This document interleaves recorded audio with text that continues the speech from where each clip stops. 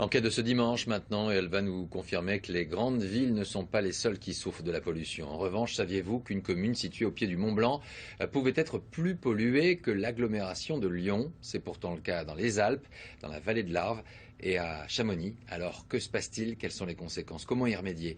On voit cela avec Aurélia Guillemin et Émilie Denis. Regardez. Le panorama fait encore rêver les touristes. Mais la carte postale ne trompe plus les habitués de la vallée. À 1300 mètres d'altitude, un léger voile surplombe ce jour-là le pays du Mont Blanc.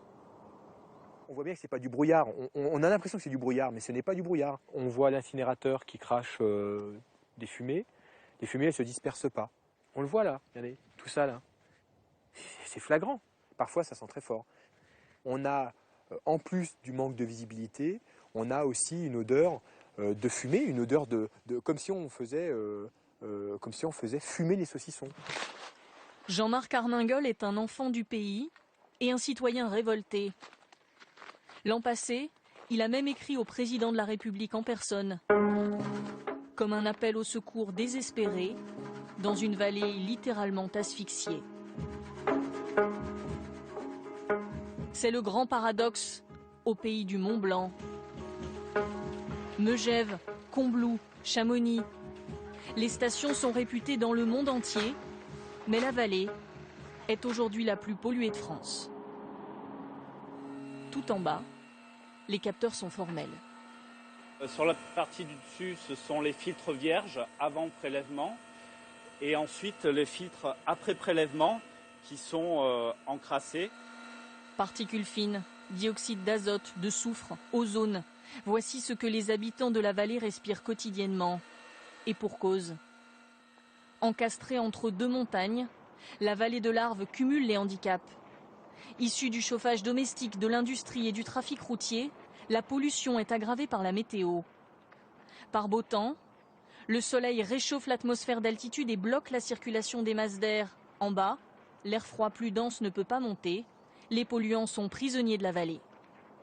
On a des concentrations qui peuvent être très importantes, voire plus importantes ponctuellement que ce que l'on observe dans une grande agglomération comme Lyon. La petite commune de Passy, au pied du Mont Blanc, est aujourd'hui plus polluée que Paris. 188 jours d'air moyen à très mauvais ici en 2014, contre 93 dans la capitale. Un bouillon de pollution dans lequel vivent, travaillent, courent plus de 150 000 personnes.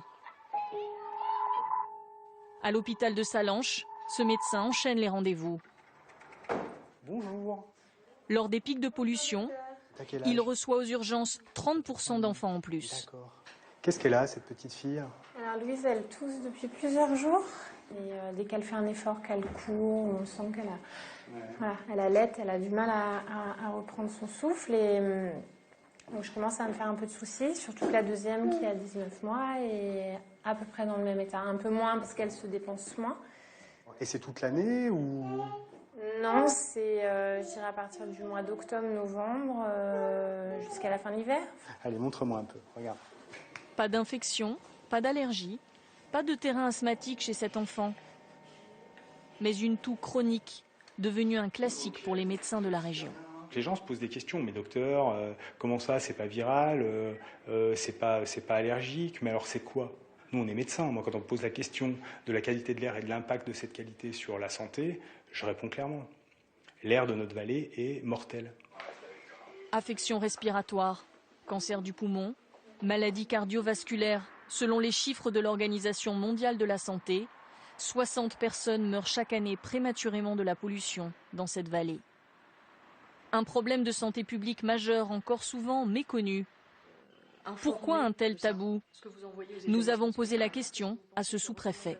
C'est un peu le risque que l'image de la région soit écornée si effectivement il y a une médiatisation très, très importante. Mais bon, cette médiatisation de la pollution, parce que il y a une filière touristique qu'il faut préserver. Et donc de ce point de vue-là, il y a peut-être des gens qui sont un peu frileux. La région doit pourtant réduire son niveau de pollution, sinon la France sera condamnée par l'Europe. Désormais, en cas d'alerte, la vitesse sur les routes est limitée. Les poids lourds les plus polluants sont ponctuellement interdits à la circulation. Et toutes les écoles sont informées. Ici, des bulletins d'alerte arrivent presque tous les jours. On part sur des exercices 1 minute. Je vous ai rappelé la problématique du jour, hein, qu'on est sur l'alerte pollution. Donc de toute façon, on est sur activité cool aujourd'hui. Allez!